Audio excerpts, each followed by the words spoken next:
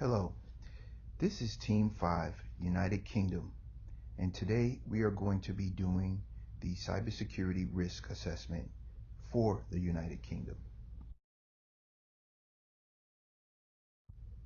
We will be going over a risk explanation, current measures used to control risk, and then within that we'll be talking about authentication, authorization, and access control.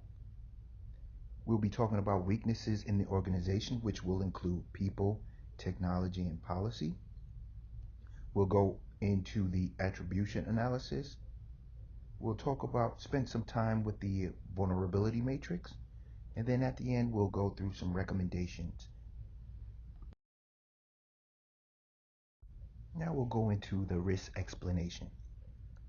A risk is a possibility, chance, or potential of an event happening. A risk is something that has not yet happened, but is likely to happen in the future. If a risk occurs, then it will obviously impact operations in some way, possibly negatively. We conduct a risk assessment, which is a systematic process in which we first identify the risk, then analyze the risk, and then respond to that risk.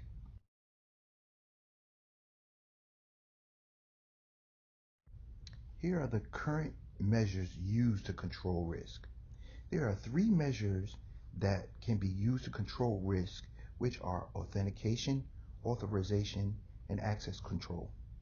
Authentication is the process by which a computer and user authenticate themselves to the network and prove that they are who they say they are. Authorization is the process of granting the authenticated entity that permission to access a resource or perform a specific function. Access control is a security technique that is used to regulate access to resources in a computing environment. Here are some current measures with authentication, authorization, and access control. Within each security measure, there are components that, if not addressed, can assist in the weakness within an organization. They are policy, technology, and people.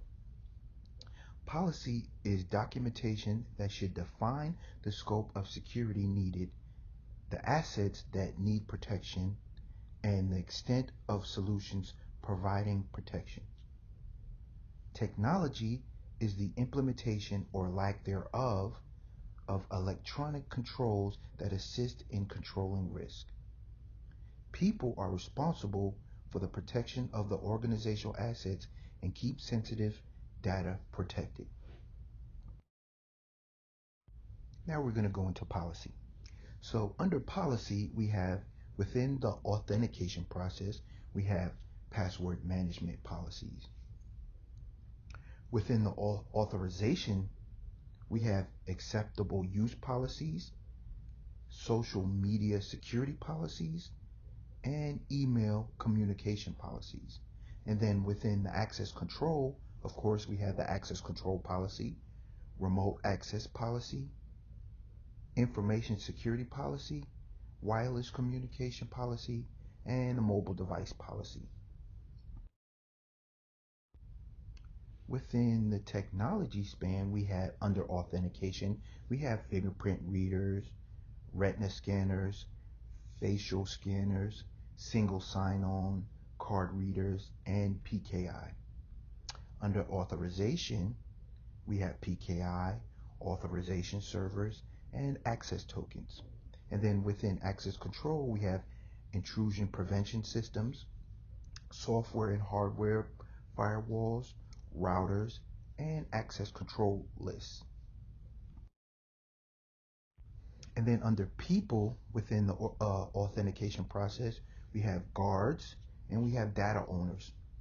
Within the authorization process, we also have guards, senior management, data custodians, and training. And then within access control, we also have guards and the senior management and training. Now, here are some security weaknesses within each portion. Under policy, we could have a weak or no policy, which will cause security weaknesses. Under technology, we have outdated devices, default passwords on devices, easily accessible hardware, compromised websites, remote access tools, and connecting infected devices, e.g., USB drives, to a computer system. And then under people, we have end user lack of training. We have system administrators who have too much privilege. We have organized crime. We have nation states, and we have supply chains that can all equate to having security weaknesses. And then here we have some attack vectors. So uh, one of the attack vectors could be hacking, and then within hacking could be stolen credentials, exploited vulnerabilities, and denial of service. Then we have malware, which can include password dumpers, capture application data, C2, backdoor programs, ransomware, downloaders, and Trojan horses. And then within the social aspect, we can have phishing and pretexting. Misuse can be privilege abuse. Errors can be misdelivery or misconfiguration of devices. And then for the physical, we can have theft of equipment.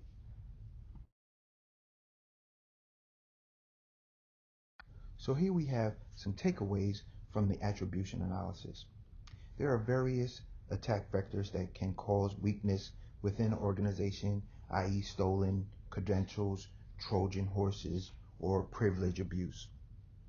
The operating systems are just another target that needs to be hardened from attacks such as distributed denial of services and even physical issues such as theft. Telecommunications may also have denial of service attacks. And then the human factor can always be present. That's your insider threat, lack of training and awareness. Even organized crime is under the human factor presence.